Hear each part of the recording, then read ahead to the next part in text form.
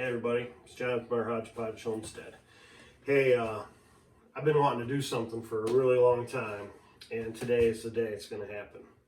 Behind this door is the old storm shelter for the schoolhouse that we've bought. It used to be a community storm shelter. It's pretty cool. It is now my pantry and food storage. So Hodgepodge Homestead is giving you a pantry tour today. Don't mind this room. This is our laundry room. We haven't even painted in here yet. We haven't even taken old crap off the walls yet. We just do our laundry in here and store a couple things in here. So behind this door is something I've wanted to show my friends for a long, long time. So here we go. To start out, I took in I wanted to have a chart of what I had, and I just didn't want to have it in a binder or on paper. So we got some chalkboard paint, painted the inside frames of the door, and then I grafted out with a square and pretty much keep track of all the stuff we have. Well, as you see, the bottom's painted too because I ran out of room. And I haven't got to the point of adding some of the other things that we have stored down here. But what I'm going to do is I've got quarts, pints, half pints, and miscellaneous, like some of my flour stored in gallon jars and whatnot. But what I want to do is, as I take, say, a jar of regular tomatoes, I'm going to keep this number here as 86. But over here, I'm going to mark down 85. That way I'll know where I started, and I can pretty much keep track of how much of each thing I use throughout the season. And because next year we're not going to grow 40 tomato plants, guaranteed, unless they're really cheap. It's kind of like chickens. If you only go for a few, you come home with way more than you wanted. But anyway, that's what I've done with the door. I think it's pretty cool. I'm going to do the same thing on the bottom with, like I said, with the rest of the stuff that we have. But come on down. So I'm pretty excited about this room. It's been a long time coming for me. My old house, I had it on shelves and it was dark, and you know, it was a utility room and everything was just crammed in there. It worked perfect. It worked great for us. We had all our stuff there, but like I said, it wasn't what I wanted. This is what I've always wanted. So I've got 12-foot ceilings in here at least, and we might as well start right from here. In this door is our well pump, softener, and well. And it's got a door that goes right here. And what I plan on doing, we have to have a lamp in there, I guess, for the winter, for the pump, for the well. But this room is going to stay cold enough where I'm thinking I'm going to be able to start hanging some salamis in here, because that's my next big thing. That's what I want to do. I want to start making some old Italian salamis and sausages and stuff like that. But that's another video. But anyway, all my spices are right here. Some of them I've dried, like mint, the onions, bell peppers, some of that stuff. The other things, turmeric, paprika, whatever, I buy that in bulk, store it here, and then in our kitchen video, as you saw, I've got in our pantry in there, I've got a bunch of these little jars right here. So what I do is I cook out of these. When they empty, I come in here and refill. And then, so these are primarily what I use all the time. I've got another shelf ready because there are some other ones that we decided, yeah, we might need. Like, what did we buy yesterday? Ginger. Yeah, I've never had ginger before, so we bought some ginger yesterday. I've had ginger for baking and stuff, but you don't like ginger, so yeah. It's not one that you. But it smelled pretty good, so I think I might. And I know I eat ginger a lot, like in Asian food, you know, they always have ginger. But anyway, I've got another shelf ready to go for the next ones, and these are just ragu or prego jars. I've always kept them, and I always get laughed at. You're still going to keep jars? Well, this is why I was keeping them. I had this in my mind. So we've got all our rings here. I did something different. I've got these hanging up back there. This is when I go to can. I get all my canning equipment out into the kitchen, and then I just take that out with me, and I've got my rings. I've got one also for regular mouth. Those are just over years and years and years of buying. I mean, I have enough right here to can. I have enough right there to can the rest of my life probably. So what I'm doing is, as I'm going through them, if I got any rust on them or any corrosion going, I just pitch it and I grab a new one. So anyway, into the rest of the room. So this door here goes to the outside of the out into the backyard. I got a ladder here because I can't reach some of the stuff on the upper shelves. Why don't we start up high? So up high, I've got all my meat processing items, my grinder, which I lost the head to my grinder. I do not know where the blade went. It makes me mad because that's a nice one and I can't find where to buy a new one. Anyway, I go from there into my jerky making stuff, some of my electric fry pans, old crock pot extra, and then my roaster ovens.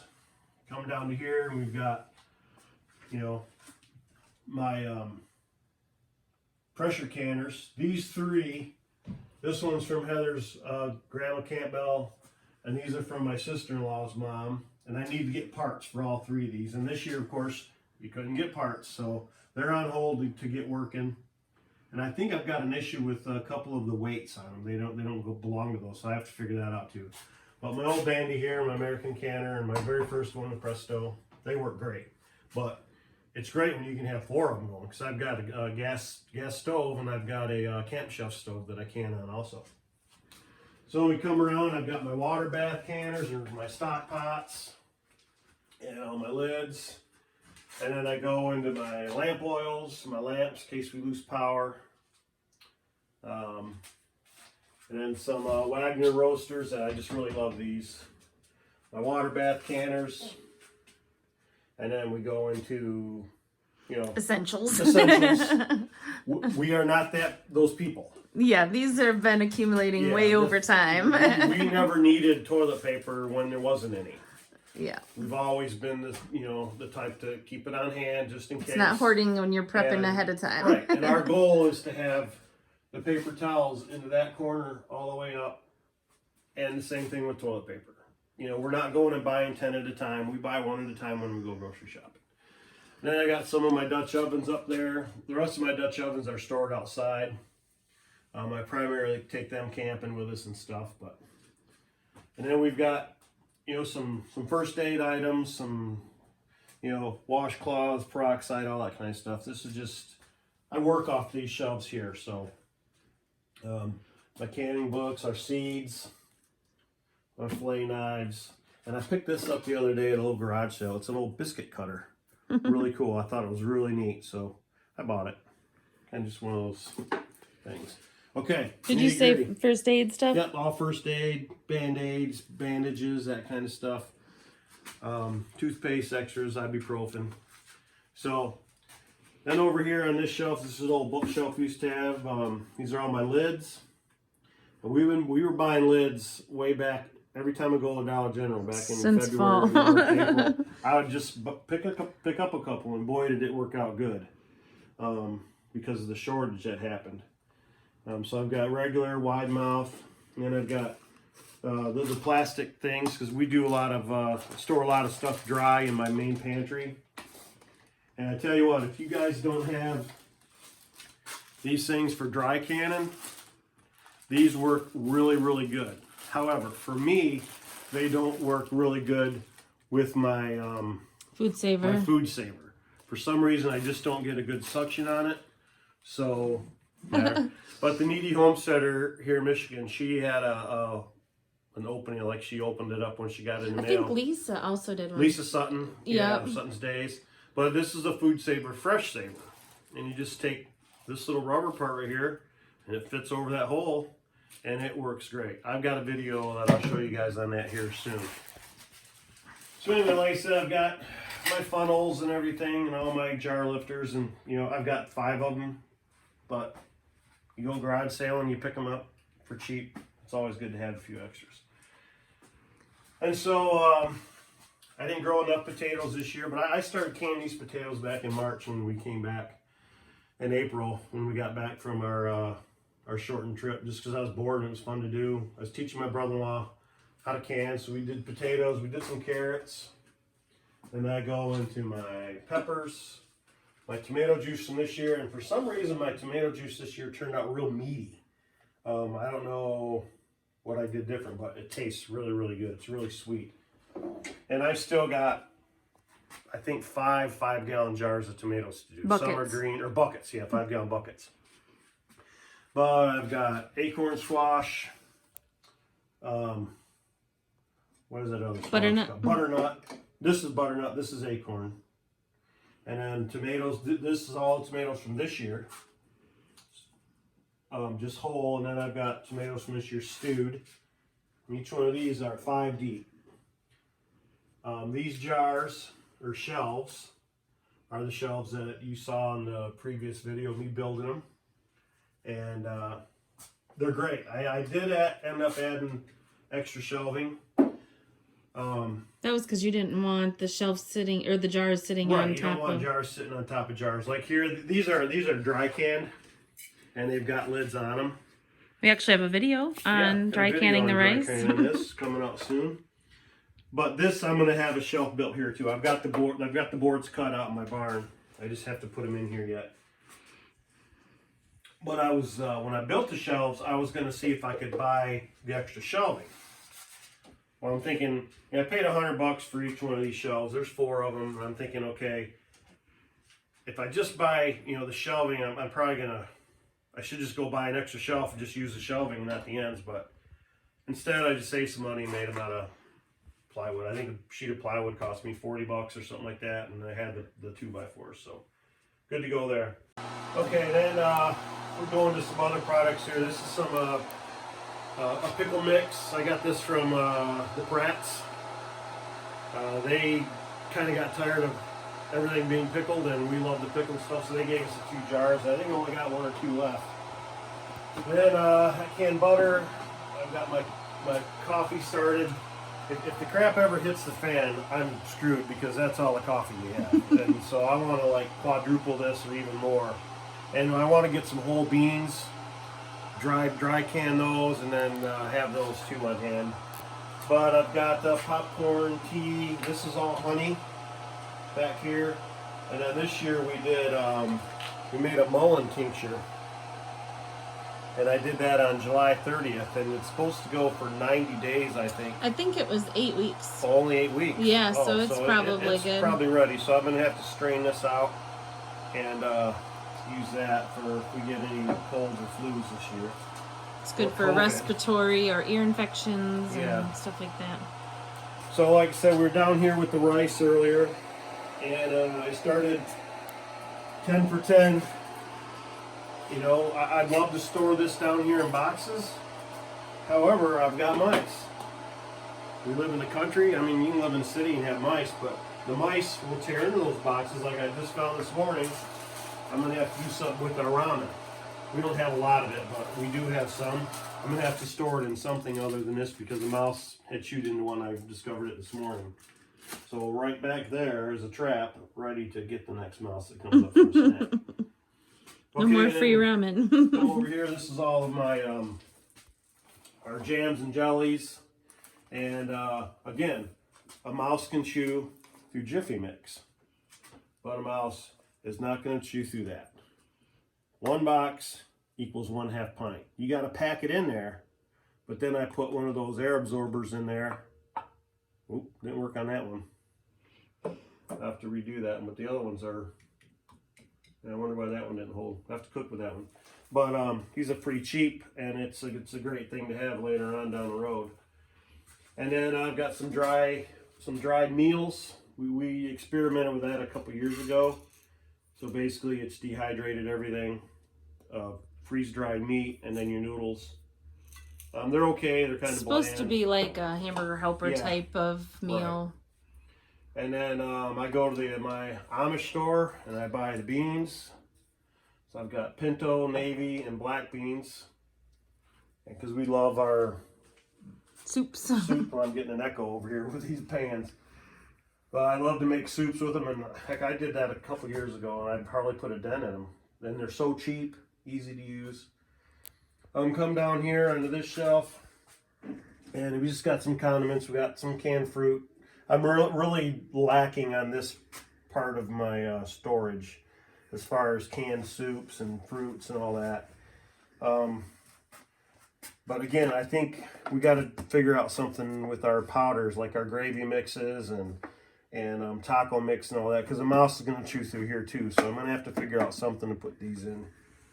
We got a Prego because I use them for my spices. And I love it. It's quick and easy for spaghetti. And then over here I've got corn and potatoes. Those are really about the only two vegetables I really like to eat, just out of a can. I mean, I'll eat fresh stuff all the time, but so anyway, we make a lot of corn casseroles and put potatoes in a lot of our roasts and stuff like that. I mean, I'm using those too that we canned. However, it is what it is. When they're that cheap, you can't not get them. You go to Dollar General or get them for 50 cents a can or 49 cents a can. And the cool thing is, my kids are starting to do this. They're starting to see it and pick up on it. And anyway, okay, so we move over here. This is all chicken from chickens that we raised on our homestead in the past. And some of this, like I said, when I was bored, before we bought a house, I bought some chicken breasts and stuff and legs and canned them up. That's mainly these. But then we go into our chicken broth. Got lots of broth because it's so great to cook with. Add it to your stews or your whatever, And come down here. This is all pork that I purchased. My pig was all gone before we even went on the road. And then this is venison broth from our deer in 18. So you use that just like beef broth? Yeah, just like beef broth. Nice. And then I've got some beef, canned beef. This is some last of my goat. This is rabbit. And then down here, this is why I deer hunt, everybody. This is all venison. These are 6 deep. 13 of them at 6 deep. So that's 88. Don't look at me. I can't math that quick. Yeah, I think it might be 88 jars or something. Well, let me see. We'll go over to the whole list. Venison, 70. So my math was way off. That's okay. Yeah, that's okay. I wasn't even going to try. I'm not a mathematician. But something else you guys should really look at getting whenever you're at the store, and I try to buy some whenever I'm there, is cheesecloth. You can use it for so many things other than just cheese. Just straining your tomatoes or whatever. We'll probably use it to strain that mullen out of that tincture. Yeah, probably will. And it's so cheap. I've in the past, I've tried to wash it out and then dry it, but it's terrible. But you can also wrap your meat in it when you're processing your meat, just to keep the flies off of it. I mean, I have deer bags that I use, and I do reuse those because they're a little stronger, built a little thicker. But and again, I built the shelves here, and I was thinking about doing a third shelf. It would fit, but I would really have, I'd probably only have to go, wouldn't be able to come as close. But if I needed to, and deer hunting's just started. This is all from the deer I got this year. I got a doe in the early doe season, and there it is. 20, what? Are they 6 or 5? 6 times 5, 30. Yeah, they're only 5 deep. Oh. 5, 10, 15, 20, 25, 30, 35, 40, 45, 50, 55, 60. 65. But there's 3 or 4 back in here that are tucked in. That's how I did that. Okay, so enough on venison. We all know that I'm a hunter, and that's what we eat primarily. So we'll come down here, and these are all flours. Each one of these are gallon jars. I've got oxygen absorbers in them with these lids. You can buy these at our Amish store, sells them. The lids are 95 cents each, but I'll use them forever. And with our flour, we put our flour in the freezer for about 4 days. It kills any of the boll weevils or any other bug that might be in there laying eggs.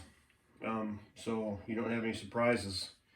It doesn't really hurt anything, but who wants that when you're cooking? You don't want to see that. No movement in my flour, please. Right. So I've got enough flour here to make plenty of bread throughout the season. And Christmas and cookies. And for the Christmas cookies we got. Then we go into our sugars. And again, this is storage. So in our main pantry in the house, we've got what we work with. And I think I've got 4 bags in there right now. That I don't have freezer room. So eventually when I get room, I'll put one in there, and then I'll just continue with the jars. And then I go into, I got 2 gallons of brown sugar, iodized salt, I've got plain salt, I've got sea salt, and I've got pink Himalayan salt. To me, salt.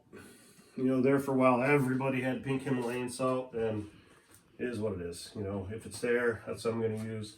And then, huge score. This was hard to get for a long time. So I think we had 3 or 4 packages left in our main pantry, and then Walmart started getting it again. So every time we've gone, we just buy 1 or 2 and pick up a couple of them and add them to the jar. Whoa, this lid was $1.19. oh, you got ripped So off. I tell you what, the Royal Oak General Store, that's our little Amish market. They played the game this year with COVID too. I mean, they got to make their money, I understand. But you know, when you can go there and buy a tube of wide mouth lids for, I think it was 20 dozen for $64. Or you could get a tube of regular mouth lids, 22 dozen for $64. We bought a tube of each. That's what some of these that are in plastic, you know, I broke them into units of 12, so I know how many I had, because that's what they come in the boxes. And they got wise to nobody else having any, so they broke theirs down into groups of 12 and sold them that way. And last 2 times I've been to our local Amish store, they've been out also. So, excuse me. But down on this bottom shelf is just large cooking items, like these big bowls I use when I can. I like to add a couple more of those. And then big roaster oven and whatnot. And then this, I've got a big bag of diatomaceous earth. And then down here, it's whole wheat. Just seeds? Yep, just seeds. I really have to look into how to use that a little bit more. Oh, we kind of forgot this stuff here too. Oh. Dry canned pancake mix. Again, if it's in a box, it's not going to last as long. Mice could get into it. There you go. And then this is oatmeal, rolled oats, rough cut. They're my favorite. I need to probably quadruple this and triple this. Yeah, you go through a lot of oatmeal in the Here winter. in another month or so. And then this is sage from out in the herb garden. I'm thinking I'm going to let this dry a little bit longer. I dried it on the dehydrator, but I think I'm going to break it up. And then whenever we like buy jalapenos or whatever, and we have like half jalapeno left, I'll put them on the dehydrator, and eventually I'll have a whole jar. And these are great. I do the same thing with, you know, you get to clean out your refrigerator on Sunday or the day before your trash goes out. Oh crap, we got a thing of mushrooms in there that are about to go bad. Cut them up, put them on dehydrator. There you go, mushrooms. Same with onions, green onions. Dried green onions. I think I've got green onion tops. These are just regular onions I chopped up, but and I've got them over there too, and I've got them in the kitchen. So that is pretty much our pantry. I'm so excited that we were able to finally get this done and show you guys, and it's one of my proud things, you know, in our homesteading life. And like I said, I've always wanted one. This room's going to be perfect. In the summer, it does get a little warm because the sun sets to the west this way, and you do feel a little warmth in here, but it's always dark. And it's usually cooler than the rest of the house, though, because of the cement. This door here opens up. I mean, it's all whoever did whatever they did, I don't know, but I would like to maybe reconfigure what's stacked here, and maybe put an air conditioner in there. Put an air conditioner in there in the summer to keep it a little cooler. That way, I could potentially have racks here and have salamis hanging in here all year long, because that is something I really want to get into, and I'm gonna, because I have a wife that will let me. So yeah, I want to work on that possibility, and You know, I've got lots more room in here. I could put shelves up on that wall. I could put some more shelves up there. That just goes into another room of the house where they blew insulation in up there. I don't know what it was for before that, but it just goes, that's above Heather's office. So, anyway, guys, this is our pantry, our food storage, whatever else you want to call it. And I've just, like I said, I've been really excited to get this video out to you guys, and I hope you enjoyed it. I sure did. I sure enjoyed putting it all together. I love spending time in here. I do a lot of my work in here, you know. Like my dry canning I'll do right in here, and I'll set up a little table and stuff and have at it right in here. But again, I hope you enjoyed it. So, thanks again for watching. And here at the Hodgepodge Homestead, we love canning, we love preserving, we love being prepared. And you should too. Bye.